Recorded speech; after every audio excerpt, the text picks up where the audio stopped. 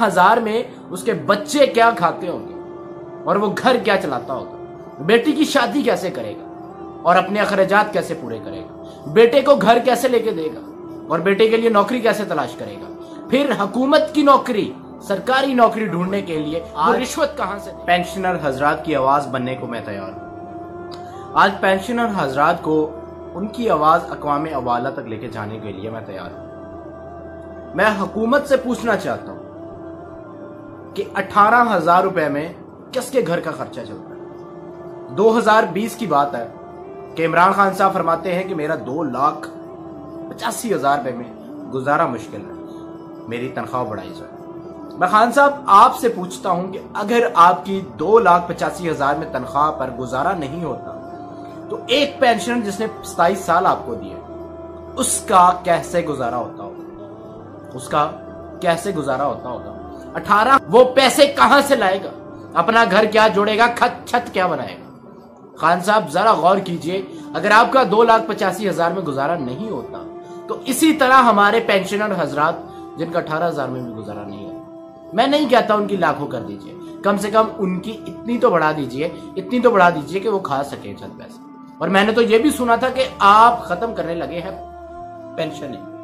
मुझे ये बताएं, सरकारी और प्राइवेट में फर्क क्या रह जाएगा। सरकार के लिए 5 लाख भरा क्यों जाता है, रिश्वत के 5 लाख दिए क्यों जाते हैं। खान साहब आपसे मुखातिब हूं मैं, पेंशनर की आवाज बनना हमारा हक है, क्योंकि बड़ी देर के बाद हमें याद आया कि यहां कोई पेंशनर हजरात भी रहते हैं। बड़ी देर के बाद ख्याल आया यहां पे बेचारे वो पेंशनर हजरात भी रहते हैं जिन्होंने हुकूमत के लिए सीने पे गोली खाई, जिन्होंने हुकूमत के लिए धूप में काम किए, जिन्होंने हुकूमत के लिए अपने बच्चों को छोड़ा, 6-6 महीने छुट्टी ना मिली। और यहां तक कि मैं आपको पेंशनर हजरात की जिंदगी भी दिखाऊंगा। आहिस्ता आहिस्ता आप देखेंगे इसी चैनल पे कि आपको पेंशनर हजरात की जिंदगी कैसी लगी। क्या वो अपना घर बना सके, क्या वो अपने बच्चों की शादी कर सके, क्या वो उसी 18,000 में जिंदगी बसर कर सकते हैं। जब बंदा एक्सपायर हो जाता है तो हुकूमत आप उसे बाहर फेंक देते हैं सिर्फ 18,000 के महज। और खान साहब आप 18,000 भी खत्म करना चाहते हैं। खान साहब जरा गौर कीजिए, ये लाचार बेचारे इस ज़ईफ उम्र में कहां जाएंगे। जब काम करने की सिक्कत खत्म हो जाती है तब 18,000 मिलता है और फिर वो 18,000 भी खत्म करने जा रहे हैं। और उस 18,000 को खुदारा बढ़ा दीजिए, जरा पैसे बढ़ाइए ताकि हमारे पेंशनर हजरात, हमारे बुजुर्ग, हमारे आने वाला कौम का असासा जो कि हमें नसीहत कर सके, वो अपने पांव पर अपने आप को महफूज तो साबित कर रहे हैं, औलाद के बलबोटे पे ना रहे। मैं आपसे फिर इल्तिजा करता हूं कि हुकूमत, इमरान खान साहब, खुदारा पेंशन की जिंदगी पर जरा नजर डालिए। अगर एक बंदे का गुजारा 50,000 पे नहीं होता था तो उसे 18,000 दे दी जाएगी तो क्या बनेगा। मैं आवाज लेके जाऊंगा, मैं अक़वामे अवाला तक आपकी आवाज मैं लेके जाऊंगा।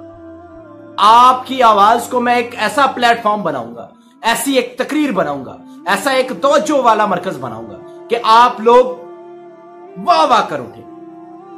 उम्मीद करता हूं कि इस वीडियो से ज्यादा फर्क ना पड़ा तो हमारे पेंशनर हजरात के चेहरे पे एक मुस्कुराहट आएगी। और मुस्कुराहट की वजह यह होगी कि किसी ने हमारे बारे में भी सोचा।